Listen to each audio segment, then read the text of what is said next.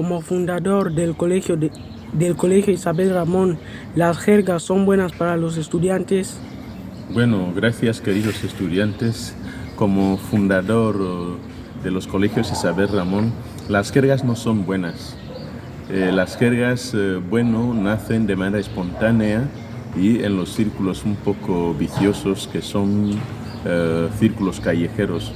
Entonces estas son las consecuencias, lo que hemos visto después, la selectividad, que un estudiante tenía que dar una impresión, tenía que dar ciertas impresiones respecto a la reválida, que es la selectividad ecuatoguineana.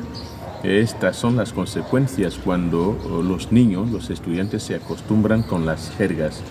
Entonces, la culpabilidad está en los padres, que es la familia y el entorno social.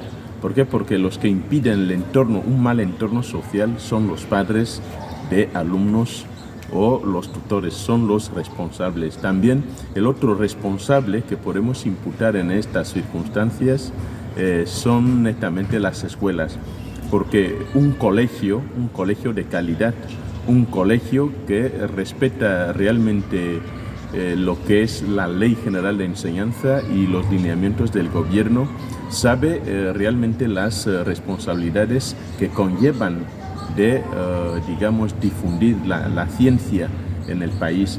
Entonces, estas escuelas tienen la mayor parte de responsabilidad porque se ha mandatado para que cada centro educativo pueda implementar un programa adicional para subsanar ciertas situaciones que estamos viviendo en el país, como es la educación psicosocial por falta de valores sociales.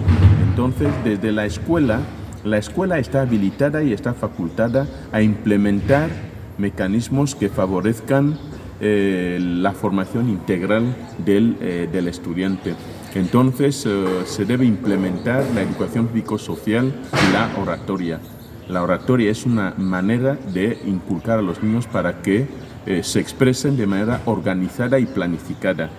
Entonces, aquello es muy importante. Entonces, otra cuestión que podemos imputar como parte de esos errores, del error que hemos visto del estudiante que ha tenido que expresarse para dar su parecer respecto a su andadura en la selectividad. Yo pienso que es la malicia juvenil. Entonces parece ser que en nuestro país los niños crecen con una cierta manera de hacer mal las cosas. Entonces, cuando los niños crecen dentro de la malicia, los niños crecen con esa mirada de odio, de gastar todo lo que el gobierno está haciendo, por ejemplo, a nivel de la selectividad, quiere hacer ver que la selectividad no sirve o que la universidad haya hecho mal las cosas. Entonces, estas son las consecuencias, porque esos niños deberían ver cualquier actividad del gobierno o cualquier, una iniciativa que favorezca el desarrollo del país, deben valorarlo.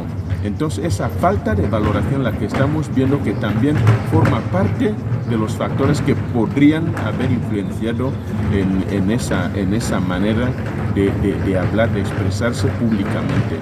Entonces, cuando un estudiante habla en público, esto se denota realmente la calidad de enseñanza de su país. Entonces, cuando un estudiante se expresa en esos términos, que si Aston, que si no sé qué, habla con jergas a nivel internacional, entonces es una vergüenza para nuestro sistema educativo, una vergüenza para el colegio y una vergüenza para su familia.